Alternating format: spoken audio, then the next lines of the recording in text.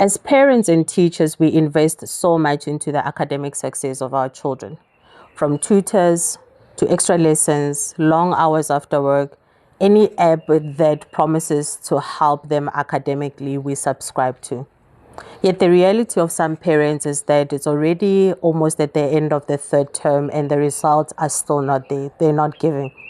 You might be feeling frustrated, overwhelmed, disheartened, maybe even a little heartbroken at the fact that you can't seem to meet your child at their point of need. This sentiment also recently shared by a dad that called into Motsweding FM recently when we had a chat around parents and teachers that are feeling frustrated in the third term after investing so much. A very common sentiment, I must say. Think of it this way. I don't think that it is a lack of effort or that the resources and tools are not enough. But I do think that sometimes all of this is in absentia of putting the learner at the center of the solution. Think of it this way. It is essentially like trying to talk and connect with your child, yet you have dialed the wrong number, tuned into the wrong frequency. Regardless of the amount of effort, resources, time put in there, we will not be able to reach that student. What do we do, you might be asking? I think that there are a few very simple yet powerful tools that can be put in place. One being baseline assessments. I've talked about baseline assessments a number of times on this platform.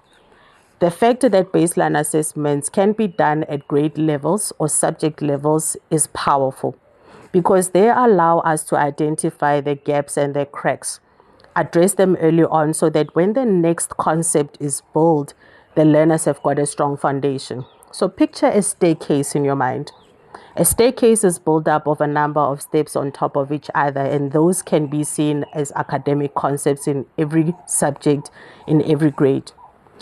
If there is cracks and gaps in the foundation steps, anything that will be built on top of that is going to be on shaky grounds. And that is a problem as learners advance through their academics and these gaps are not addressed. With a baseline assessment, you are then able to tell a tutor that these are the gaps and where they are, and therefore be able to design an assessment or a plan. And you are able to target and do focused learning, addressing where the gaps are. So essentially, tutors and teachers know exactly which building blocks might have been missed before the next concept is built on top of shaky grounds. The next assessment is a grade readiness assessment. Usually this is assessment that I love doing at the beginning of the year or the end of the year, or when a learner transitions from one phase to another. So from preschool going into foundation, intermediate, senior phase, and then ultimately high school. These assessments test if a learner is ready. So think of this assessment as the pillars of the staircase.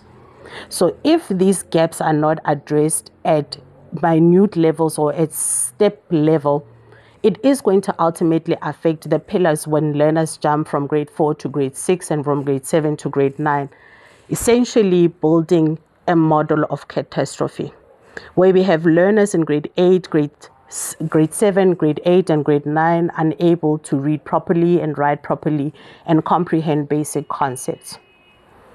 My absolute favorite has to be the learning style assessment. Now, this assessment is the assessment that allows us to dial the right number, tune into the right frequency to reach and connect with our children. Because we all have different learning styles. Like I personally am a visual learner.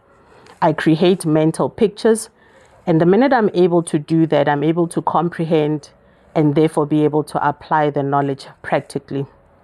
You have learners that are auditory learners. These are learners that generally after a lesson, the teacher would engage with them, they answer, and the teacher is confident that when they go into examinations, they will do well. But the minute you put that paper in front of them, the child just freezes, zones out, and blacks out as though the concept was never taught to them. The next group of learners is what we call kinesthetic learners. Now, this is an interesting bunch. And generally the bunch that is usually categorized as disruptive, playful, disengaged, Learners that can easily be wrongly labeled simply because they learn better by movement, by hands-on experience, practically engaging with material and content. The last group is the reading and writing learners. Now, this is a small group of learners I'm finding. The learners that are able to sit in a chair for 30-45 minutes, listen to a teacher, and they really don't need much stimulation, and they can answer questions and perform academically well. It is also sad that I am finding that most teaching styles are aligned to this type of learning style, assuming that every child can sit long enough and don't need other engagements in order for concepts to make sense and for them to relate with it. The reason I absolutely love learning style assessments is that it gives us an opportunity not to base the success of a fish by its ability to climb a tree. To identify that a fish is going to thrive in water, therefore create the right environments to be able to connect and support our children's learning styles, and ultimately providing us an opportunity to unlock their potential.